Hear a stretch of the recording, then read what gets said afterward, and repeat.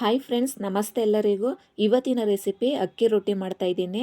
ಈ ರೊಟ್ಟಿನ ನಾವು ಸಾಫ್ಟಾಗಾದರೂ ಮಾಡ್ಕೋಬೋದು, ಗರಿ ಗರಿಯಾಗಾದರೂ ಮಾಡ್ಬೋದು. ಈ ರೊಟ್ಟಿನ ಬಳಿಯೋ ರೊಟ್ಟಿ ಅಂತಾರೆ. ಅದು ಕಬ್ಬಿಣದ ಹಂಚಲ್ಲೇ ಮಾಡಬೇಕು. ನಾವು ನಾನ್ ಸ್ಟಿಕ್ ತವದಲ್ಲಿ ಮಾಡಿದ್ರೆ ಈ ರೊಟ್ಟಿ ಈ ಥರ ಬಳಿದ್ರೆ ನೀಟಾಗಿ ಬರೋದಿಲ್ಲ. ಅದರಿಂದ ನಾವು ಕಬ್ಬಿಣದ ಹಂಚಲ್ಲೇ ಮಾಡ್ಕೋಬೇಕು. ಈ ರೊಟ್ಟಿಗೆ ಕುಂಬಳಕಾಯಿ ಪಲ್ಯ, ಇಲ್ಲ ಕಾಯಿ ಚಟ್ನಿ, ಇಲ್ಲ ಟೊಮೊಟೊ ಗೊಜ್ಜು, ಈ ಮೂರಲ್ಲಿ ಯಾವುದಾದ್ರು ಒಂದು ಮಾಡಿಕೊಂಡ್ರೂ ಕೂಡ ಅಕ್ಕಿ ರೊಟ್ಟಿಗೆ ತುಂಬಾ ಚೆನ್ನಾಗಿರುತ್ತೆ. ನಾನಿಲ್ಲಿ ರೊಟ್ಟಿಗೆ ಟೊಮೊಟೊ ಗೊಜ್ಜು ಮಾಡಿದ್ದೀನಿ. ಇವಾಗ ರೊಟ್ಟಿ ಹೇಗೆ ಮಾಡೋದು ನೋಡೋಣ ಬನ್ನಿ. ಇವಾಗ ನಾನು ಒಂದು ಬಟ್ಲು ಅಕ್ಕಿ ಹಿಟ್ಟು ತೊಗೊಂಡಿದ್ದೀನಿ. ಅದೇ ಬಟ್ಲಲ್ಲಿ ಅರ್ಧ ಬಟ್ಲು ಗೋಧಿ ಹಸಿಟ್ಟು ತೊಗೊಂಡಿದ್ದೀನಿ. ಬರೀ ಅಕ್ಕಿ ಹಿಟ್ಟಲ್ಲೂ ಕೂಡ ಮಾಡ್ಕೋಬೋದು. ನಾನು ಆದರೆ ಸ್ವಲ್ಪ ಇಲ್ಲಿ ಗೋಧಿ ಹಿಟ್ಟು ಹಾಕ್ಕೋತಾ ಇದ್ದೀನಿ. ಸ್ವಲ್ಪ ಉಪ್ಪು ಹಾಕ್ಕೊಂಡು ನೀಟಾಗಿ ಮಿಕ್ಸ್ ಮಾಡ್ಕೋಬೇಕು. ಒಂದ್ಸಲಿ ಉಪ್ಪೆಲ್ಲ ನೀಟಾಗಿ ಮಿಕ್ಸ್ ಆಗೋ ಥರ ನಾವು ಈ ಥರ ಮಿಕ್ಸ್ ಮಾಡ್ಕೋಬೇಕು. ಆಮೇಲೆ ನೀರು ಹಾಕ್ಕೊಂಡು ಸ್ವಲ್ಪನೇ ನೀರು ಹಾಕ್ಕೊಂಡು ಕಲಿಸ್ಕೋಬೇಕು. ಇದೇನೋ ಗಂಟಾಗೋಲ್ಲ. ನಾವು ದೋಸೆ ಹಿಟ್ಟು ಕಲಿಸ್ಕೋತೀವಲ್ಲ, ಅಷ್ಟು ತೆಳ್ಳಗಿರೋದು ಬೇಡ, ಅದಕ್ಕಿಂತ ಒಂದು ಸ್ವಲ್ಪ ಗಟ್ಟಿ ಇರಬೇಕು ಇದು. ಇವಾಗ ನೋಡಿ, ನೀರು ಹಾಕ್ಬಿಟ್ಟು ಇನ್ನೊಂದು ಸಲ ನೀಟಾಗಿ ಕಲಿಸ್ಕೋಬೇಕು. ಅದನ್ನು ನೋಡಿ, ಈ ಹದದಲ್ಲಿ ಕಲಿಸಿದ್ದೀನಿ ನಾನು. ನೀವು ಮಾಡಬೇಕಾದ್ರೆ, ರೊಟ್ಟಿ ಮಾಡಬೇಕಾದ್ರೆ ನೋಡಿ ನೀರು ಹಾಕ್ಕೊಳ್ಳಿ. ಇವಾಗ ನಾವು ಚಟ್ನಿನೋ ಪಲ್ಯನೋ ಮಾಡೋವರೆಗೂ ಒಂದು 10 ನಿಮಿಷ ನೆನಿಲಿ ಇದು. ಇವಾಗ ನಾನು ಸ್ಟವ್ ಅಂಟಿಸಿ ಹಂಚಿಟ್ಟಿದ್ದೀನಿ. ಅದೊಂದು ಸ್ವಲ್ಪ ಬಿಸಿ ಆಗಬೇಕು. ಅದು ಚೆನ್ನಾಗಿ ಬಿಸಿ ಆದ್ರೇ ರೊಟ್ಟಿ ಚೆನ್ನಾಗಿ ಎದ್ದೊಳ್ಳೋದು. ನೀವೇನಾದ್ರು ಸ್ವಲ್ಪ ಕಾದೈತೆ ಅಂತ ಹಾಕ್ಬಿಟ್ರೆ ಇಲ್ಲ ಕಚ್ಕೊಬಿಡುತ್ತೆ. ಹಂಚು ಮಾತ್ರ ಚೆನ್ನಾಗಿ ಬಿಸಿ ಆಗಬೇಕು.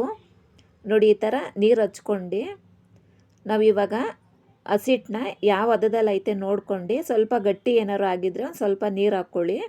ನಾನಿಲ್ಲಿ ಕರೆಕ್ಟಾಗಿ ಕಲಸಿಟ್ಟಿದ್ದೀನಿ.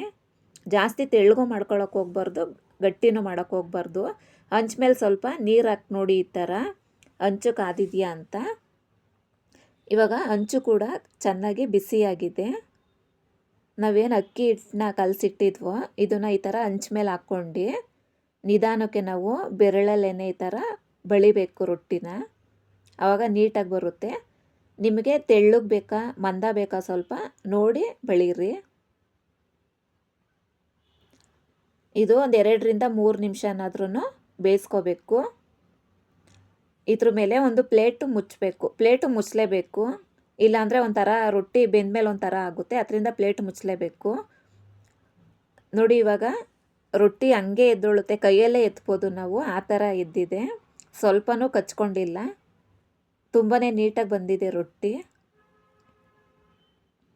ಇದಕ್ಕೆ ಎಣ್ಣೆ ಏನೂ ಹಾಕೋ ಆಗಿಲ್ಲ. ನೋಡಿ, 2 ಸೈಡೂ ನೀಟಾಗಿ ನಾನು ಬೇಯಿಸ್ಕೊಂಡಿದ್ದೀನಿ. ತುಂಬಾ ಚೆನ್ನಾಗಿ ಬಂದಿದೆ ರೊಟ್ಟಿ, ಎಲ್ಲೂ ಕಚ್ಕೊಂಡಿಲ್ಲ. ನಮಗೆ ಗರಿ ಗರಿಯಾಗಿ ಬೇಕಾ ಮಂದ ಬೇಕಾ ನೋಡ್ಕೊಂಡು ನಾವು ರೊಟ್ಟಿನ ಬಳ್ಕೋಬೇಕು. ಅದೇ ರೀತಿ ಇವಾಗ ಇನ್ನೊಂದು ರೊಟ್ಟಿ ಹಾಕ್ತಾಯಿದ್ದೀನಿ. ಅಂದರೆ ಬಿಸಿ ಬಿಸಿ ಇದ್ರಲ್ಲಿ ತಿನ್ನಬೇಕು, ತುಂಬಾ ಚೆನ್ನಾಗಿರುತ್ತೆ ಇದು. ಮಾಡಿದ ತಕ್ಷಣವೇ ತಿಂದರೆ ತುಂಬ ಚೆನ್ನಾಗಿರುತ್ತೆ. ಇಲ್ಲಾಂದರೆ ತಣ್ಣಗಾದ್ಮೇಲೆ ಸ್ವಲ್ಪ ಗಟ್ಟಿಯಾಗಿಬಿಡುತ್ತೆ. ಈ ಥರ ನಾವು ಬೆರಳಲ್ಲೇ ಎಳ್ಕೋಬೇಕು ಹಸಿಟ್ಟನ್ನ. ಈ ಥರ ನಾವು ಮಂದ ಬೇಕು ಅಂದರೆ ಅದೇ ಹಸಿಟ್ಟನ್ನ ಇನ್ನೊಂದು ಸ್ವಲ್ಪ ನಾವು ಬಳಿಬೇಕು, ಆವಾಗ ಸ್ವಲ್ಪ ಮಂದ ಬರುತ್ತೆ. ಇವಾಗ ಇದ್ರ ಮೇಲೆ ಪ್ಲೇಟ್ ಮುಚ್ಚಬೇಕು. ಒಂದು 3ರಿಂದ 4 ನಿಮಿಷನಾದ್ರೂ ರೊಟ್ಟಿ ಬೇಯಿಸ್ಕೋಬೇಕು ನಾವು. ನೋಡಿ, ಕೈಯಲ್ಲೇ ಎತ್ಬಿಡ್ಬೋದು,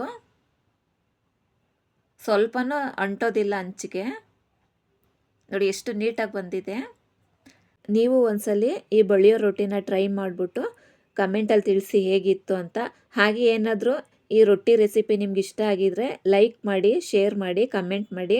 ಹಾಗೆ ನಿಮ್ಮ ಫ್ಯಾಮಿಲಿ ಫ್ರೆಂಡ್ಸ್ಗೂ ಕೂಡ ಶೇರ್ ಮಾಡಿ. ನನ್ನ ಚಾನಲ್ ಯಾರ್ಯಾರು ನೋಡ್ತಾ ಇದ್ದೀರಾ ಸಬ್ಸ್ಕ್ರೈಬ್ ಮಾಡಿ, ಹಾಗೆ ಬೆಲ್ ಬಟನ್ ಕ್ಲಿಕ್ ಮಾಡಿ.